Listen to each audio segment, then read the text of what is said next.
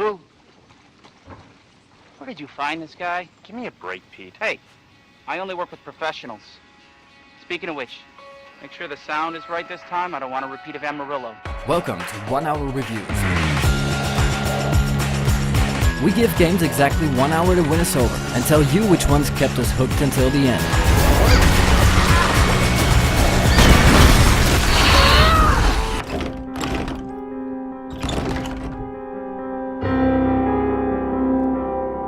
Resident Evil 7 is a survival horror game developed and published by Capcom, released in January of 2017 for Windows, PS4 and Xbox One. Fuck!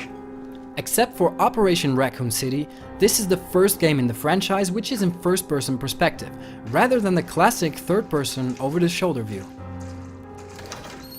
But she's back somehow.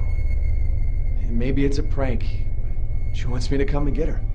Resident Evil games kind of dropped off our radar ever since they fell into repetition after the fourth game.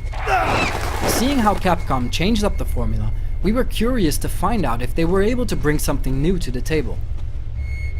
Right off the bat, we get the impression that this latest addition to the series is aiming for a more cinematic atmosphere with its radical change in player perspective and the more dedicated performances from the voice actors. Hey baby! I just wanted to send a quick hello and I love you. Oh, good news! I'm gonna be coming home soon, yay! After a couple of minutes of cutscenes, we gain control of the game's protagonist, Ethan, who travels to a remote plantation in Louisiana in search of his wife, Mia.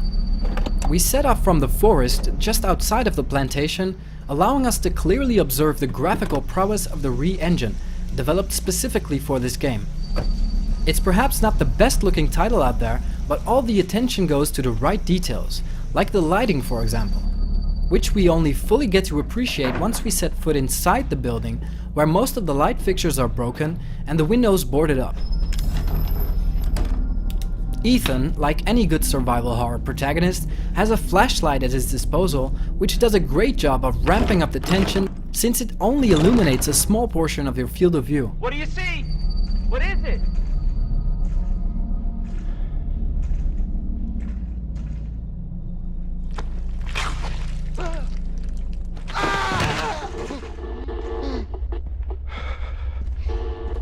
Another factor enhancing the tension is the lack of music.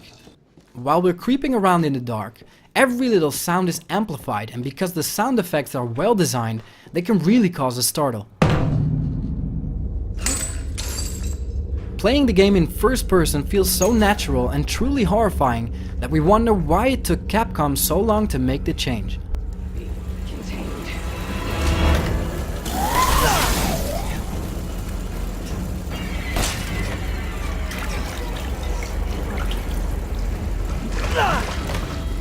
You shouldn't be here.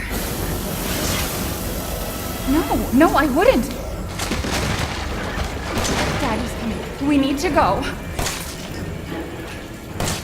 We need to go now! Bye, baby!